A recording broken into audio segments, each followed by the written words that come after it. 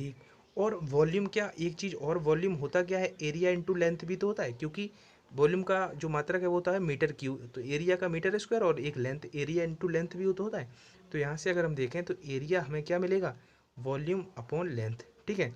अब देखो, अब इसमें रख दो, तो यहाँ से अगर हम प्रोपोर्शनलिटी निकालें तो यहाँ तो रो रहेगा।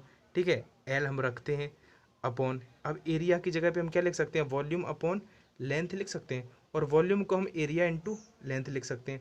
तो यहाँ से अगर हम इन सारी ही वैल्यूज़ को रखेंगे तो रो एक ऊपर एल जाएगा तो एल स्क्वायर हो जाएगा। आप यहाँ से रिलेट कर पा रहे हो ना, और ये डी ऊपर पहुँच जाएगा, ये क्योंकि वॉल्यूम का एम अपॉन डी रखेंगे, डी ऊपर पहुँच जाएगा और नीचे एम रहेगा। तो ये हुआ, तो यहाँ से हमें एल चाहिए और मास चाहिए। तो अब आप इतना स्क्रीनशॉट ले लेना, ठीक है, प्लीज़ यार आप लोग भी थोड़ा कोऑपरेट करो। अब इतना स्क्रीनशॉट ले लो। अब डायरेक्ट आप याद रखना कि जो R1:R2:R3 का रेशियो निकलेगा वो क्या निकलेगा, L1 का स्क्वायर इंटू M1, L2 का स्क्वायर बटे M2, और L3 का स्क्वायर बटे M3। आप डायरेक्ट ये भी याद रख, अगर अब देखो उतना मैंने समझा दिया, अब एग्जाम के लिए आप याद रखना कि L का स्क्वायर बटे M, मतलब उनकी लेंथ के स्क्वायर में मास से डिवाइड करके हम रेशियो निकालते हैं। लेंथ 1 वाली कितनी है, लंबाइयाँ 3 थी, 3 का स्क्वायर 9 करेंगे, नीचे 1, इसका 2 का स्क्वायर करेंगे 4 बटे दूसरा 2, और 1 का स्क्वायर 1/3। अब हम इसमें क्या है कि नीचे से 3 हमें हटाना है, तो सब में 3 से गुणा कर देंगे तो 3 हट जाएगा, तो ये 27 बन जाएगा, ये 2 से कट करके 6 बन जाएगा, और ये 1 रहेगा क्योंकि 3 नीचे से 3 कट जाएगा, तो 27 और 6 और 1 इसका राइट आंसर आ गया। ठीक है। आई होप आपको समझ में आ गया होगा। 7th क्वेश्चन मैंने आज कम्युनिटी पे पोस्ट किया था, और उसके जो रिप्लाई आए हैं 69% लोगों ने गलत आंसर दिया है। तो इसका मतलब है कहीं ना कहीं आप लोग अभी तक रट्टाफिकेशन से काम चला रहे हो, अंडरस्टैंडिंग नहीं है आप लोगों की। ठीक है। और कहने को आप लोग, क्या ही कहूँ मैं, ये सारी, देखो आपने अच्छे से अगर नहीं, देखो मैं आज समझा दे रहा हूँ, आज के बाद प्रस्पंद और निस्पंद का क्वेश्चन मैं आशा करता हूँ कि गलत नहीं करोगे आप लोग। देखो ये होते हैं यहाँ पे नोट्स, जहाँ पे ये क्लोज रहते हैं नोट्स, यानी कि निस्पंद। ठीक है। और यहाँ पे हाफ पे रहते हैं एंटी नोड्स, इतना तो आपने आर्गन पाइप्स आई होप पढ़े होंगे अच्छे से, ये यहाँ पे एंटी नोड्स रहते हैं। अब आपको पता होगा कि एक पूरा सर्कल जो पूरा कर रहा है वही तो वेवलेंथ होता है। वेव मतलब एक एम्पलीट्यूड पूरा करने में जो वेव, तो यहाँ से यहाँ तक आपका कितना होता है, लैम्डा होता है, तो इतना पोर्शन क्या होगा, इतना पोर्शन λ/2 ही तो होगा, λ/2।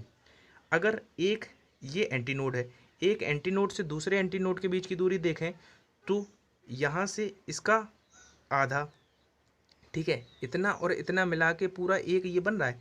यानी कि अगर निस्पंद और निस्पंद के बीच की दूरी कहे तब भी λ/2, और अगर एंटीनोड और एंटीनोड यानी कि प्रस्पंद और प्रस्पंदों के बीच की दूरी पूछे तब भी λ/2, क्योंकि आप देखो ना यहाँ पे एंटीनोड है, ये एंटीनोड है, तो यहाँ से ये 1/4 ये दूरी और 1/4 ये, यानी कि पूरा हाफ चल पाया, और हाफ मतलब ये पूरा चलने में एक वेवलेंथ होती है, तो हाफ में λ/2 हो जाएगा वेवलेंथ का आधा। तो अब आप याद रखना, अब देखो कहे कि निस्पंद की और पास वाले प्रस्पंद की दूरी बताओ, तो आप इजीली बता पाओगे, ये पूरा एक होता है लैम्डा, और ये इसका आधा होता है λ/2, तो यहाँ से इसका भी आधा है तो λ/4। तो अब आप याद रखना कि अगर एक नोड और एक एंटी नोड के बीच की दूरी पूछे तो λ/2, अगर एक आप क्या क्या क्या कहते हैं, सॉरी, नोड और दूसरे नोड के बीच की दूरी, एक एंटी नोड और दूसरे एंटी नोड के बीच की दूरी तब भी λ/2, लेकिन अगर नोड और उसके पास वाले एंटी नोड कहे तब λ/4। यही 3 तरह से एयरफोर्स पूछ सकता है, और इसके अलावा अभी तक उसने नहीं पूछा है। तो अब आप आई होप गलत नहीं करोगे। तो आप कम्युनिटी पे आपने आज लोगों ने मैक्सिमम जो है रॉन्ग क्लिक किया है। नेक्स्ट क्वेश्चन है, निम्न रेडियोधर्मी यानी कि रेडियो एक्टिव जो एमिशन होता है उसमें जो अल्फ़ा कणों व बीटा कणों की संख्या क्या होगी। आपको यहाँ पे एक एग्जांपल दे दिया और पूछ लेगा कि क्या बताओ कि यहाँ से आखिर जब यहाँ पे मास नंबर 200 था और 168 रह गया, और यहाँ पे ये परमाणु क्रमांक 90 से 80 रह गया हुआ, तो ऑब्वियस है कि कुछ तो रेडियो एक्टिव एमिट हुए होंगे, तो वो कितने हुए हों उनके नंबर बताने हैं। तो इसके लिए भी आपको टाइम वेस्ट नहीं करना है, मैं जो अप्रोच बताऊँ वो याद रखना कि अल्फ़ा कट निकालना बहुत इजी है, सुपर इजी। कैसे कि आपको क्या करना है, मास नंबर का डिफरेंस लेना है, 168 और 200 में डिफरेंस कितने का है, 32 का। मास नंबर के डिफरेंस में 4 से डिवाइड कर देना है, आपका आंसर आ जाएगा। तो 32 को जब 4 से भाग दोगे तो 8 बार कट जाएगा, यानी कि जो अल्फ़ा कण हैं वो बहुत ईजी होते हैं। क्यों? क्योंकि आपको पता है कि एक अल्फ़ा कण एमिट से उसके परमाणु क्रमांक में 2 की कमी आती है और भार में 4 की कमी आती है। तो यहाँ से आखिर भार में कितने की कमी आ गई? 32 की। तो 32 की आई और एक निकलने में 4 की आती है, इसलिए 4 से डिवाइड करते हैं तो ये सिंपली 8 आ गया। वैसे आप केवल इतना ही निकाल के ऑप्शन क्लिक कर सकते थे, क्योंकि इसमें 8 और 8 है, सेम हो नहीं सकता। इसमें 6 पहला ऑप्शन है, इसमें 6, ये नहीं हो सकता, तो यही हो गया। लेकिन फिर भी मैं बता दूं कि बीटा कण भी कैसे फाइंड करते हैं। अब अल्फ़ा आपने कर लिए। अब इसमें देखो 90 और 80, बीटा का क्या रहता है? बीटा जब एक बीटा निकलता है तो उस पर एक की इंक्रीज हो जाता है, यानी कि याद रखना पहले 90 था, ठीक है। बीटा के लिए बता रहा हूँ ये कॉन्सेप्ट। अल्फ़ा निकालना तो बहुत ईजी है, सुपर ईजी है, मास नंबर का डिफरेंस बटे 4, 90 माइनस। अब परमाणु क्रमांक में 2 की कमी आती है अल्फ़ा निकालने से, तो 2 अल्फ़ा, अल्फ़ा कितना है? 8, अभी अल्फ़ा का मान निकाला, ठीक है। और उसमें एक बढ़ जाता है बीटा, यानी कि नंबर ऑफ बीटा एक बढ़ जाता है, तो बीटा इज इक्वल टू कितना हो गया? 90 से 80 हो गया। अब यहाँ पे देखो 90 में से 16 गया, कितना बचा? 76, 74 बचा। 74 प्लस नंबर ऑफ बीटा बराबर 80। अब ये 74 उधर जाएगा तो नंबर ऑफ बीटा कितने आ जाएंगे? 6। तो यहाँ से 8 और 6 हो गया। तो आई होप फिर से आपको समझ में आ गया होगा जो मैं समझाना चाह रहा हूँ। और नहीं तो एक बार इसका एक रिपीट एक बार और कर लेना इस वीडियो को, तो फिर आपको ये ऑल टाइम क्लियर हो जाएगा। फ़ारेनहाइट स्केल में थर्मामीटर का निम्नतम बिंदु क्या होता है? देखो जो स्केल्स होते हैं इनसे भी बहुत से क्वेश्चन पूछे जाते हैं, जैसे -40 degree, super easy question. I hope जितने भी वीडियो देख रहे हो सब बहुत खुश हो गए हो कि ये तो मुझे आता है। तो -40 डिग्री एक ऐसा टेम्परेचर है जो डिग्री सेंटीग्रेड में और फ़ारेनहाइट में इक्वल होता है, ठीक है। क्योंकि जो फॉर्मूला होता है टेम्परेचर सेंटीग्रेड बटे 5 is equal to temperature Fahrenheit -32/9, ये आपको ज़रूर पता होना चाहिए, ठीक है। आगे भी होता है लेकिन इतना ही याद रखो। तो इसमें अगर हम -40 रखें दोनों जगह तो इक्वल इक्वल आते हैं। अब ये क्वेश्चन क्या कह रहा है कि निम्नतम बिंदु फ़ारेनहाइट का क्या होगा? सेंटीग्रेड में 0 होता है तो यहाँ पे 0 रखेंगे, 0 से 5 से डिवाइड करेंगे तब भी 0 आएगा, और 9 इधर जाएगा तो भी 0 रहेगा, और 32 इधर आएगा तो प्लस का 32 जुड़ जाएगा, तो ये कितना आ जाएगा? 32। अगर पूछे परम शून्य ताप कितना होता है तो वो -273 होता है, क्योंकि -273 में जब 273 जोड़ेंगे तब वो केल्विन में बदलता है, तो परम शून्य ताप -273 डिग्री सेंटीग्रेड होता है।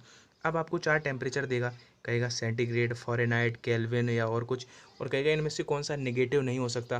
तो कौन सा नेगेटिव नहीं हो सकता? केल्विन नेगेटिव नहीं हो सकता, ठीक है, 0 केल्विन। नेक्स्ट क्वेश्चन की बात करें अगर, तो हमारा है इलेक्ट्रोमैग्नेटिक फोर्स। इससे रिलेटेड एक क्वेश्चन मैंने कल कराया था, उसमें क्या था? 4th सेकंड का पूछा था। उसका नेक्स्ट वेरिएशन ये है कि किसी क्षण टी पर एक कुंडली से संबंधित फ्लक्स दिया गया है। कितना है फ्लक्स? 10t² गुणा -50t प्लस 250, और t बराबर 3 सेकंड पर प्रेरित वैद्युत वाहक बल क्या होगा? तो देखो मैंने कल बताया था, कल का वीडियो जिसने नहीं देखा ध्यान से जाके देख लेना, कि 4th का कैसे निकालना बताया था, स्पेशली 4th यानी कि 9वें सेकंड का। अब इसमें क्या है कि अगर सिंपली दे दे 3 बराबर 3 सेकंड, तो बहुत सारे तो ऐसे होंगे जो डायरेक्ट टी का मान 3 रखेंगे और उनको ऑप्शन भी मैच हो जाता है, क्योंकि 3 रखोगे तो 3 का स्क्वायर करोगे 9, 9 में 10 के गुणा करोगे 90, -50 का 3 में गुणा करोगे 150, और प्लस 250। आप देख रहे हो कि ये 150, 250, 100 और 90, 190 आ रहा है, तो 190 आप कर दोगे या प्लस या माइनस, जो कि गलत होगा। आपको क्या करना है कि जो इलेक्ट्रोमैग्नेटिक फोर्स होता है, वैद्युत भाग बल होता है, वो होता क्या है? माइनस का d∅/dt। मैंने शायद पीछे बताया भी है, जो फ्लक्स का समय के साथ डिफ्रेंसिएशन होता है वही तो होता है। अब इसका पहले डिफ्रेंसिएशन करो तो 10t² का होगा 10, और 2 आगे आ जाएगा तो 20t, -50t का 50 होगा, और 250 का 0। अब इसमें अगर पूछा है 3 में से 30 सेकंड, 3 सेकंड में, तो टी का मान 3 रख दो, तो 20 गुणा 3 कितना हो जाएगा? 60, 60 -50 हमें कितना मिल गया?